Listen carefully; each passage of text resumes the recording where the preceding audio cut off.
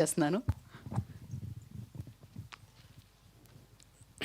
Media మిత్రులకి, అలాగే మా మారుతి గారికి, మన గెస్ట్గా వచ్చినటువంటి తిరువేరు గారికి నా నమస్కారాలు. ఈ ఆపరేషన్ రమణ మూవీ నాకు చూపించారు, చాలా బాగుంది. నాకు సినిమా చూడగానే ఏమనిపించిందంటే, జనరల్గా మనకి చిన్నప్పటి నుంచి మనకి ఏది మంచి ఏది చెడు నెక్స్ట్ ఇవి చెప్పగలిగేది మొదట పేరెంట్స్, ఆ తర్వాత టీచర్స్, ఆ తర్వాత కొంచెం పెద్ద అయిన తర్వాత literature, books.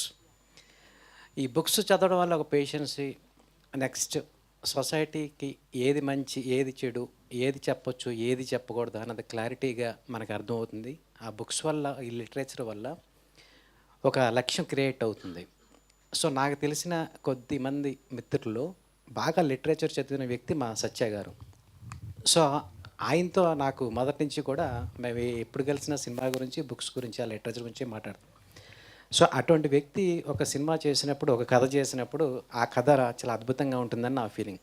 At the same time దాంట్లో ఒక ఫిలాసఫీ, సొసైటీకి ఏదో చెప్పాలి అన్న ఒక ఒక ఫీలింగ్, నెక్స్ట్ సొసైటీలో ఏం జరుగుతుంది, ఏది బ్యాడ్ ఏది గుడ్, ఇది క్లారిటీగా ఒక విషయం చెప్పాలి అని ఇవన్నీ పెట్టుకుని ఒక కథ చేస్తారు. సో అలా ఈ కథ చేశారు ఆయన.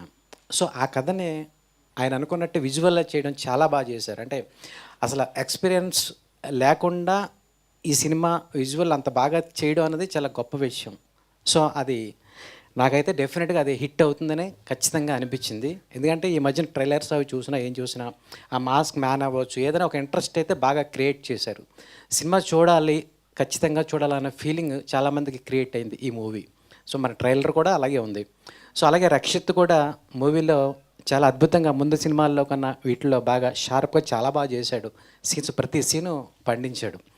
సో వాళ్ళ నాన్నగారి చేతుల్లో తను ఇంకొక మెట్టు ఎదిగాడని, యాక్షన్లో నటనలో ఇంకో మెట్టు ఎదిగాడని నాకు అనిపించింది అన్నమాట.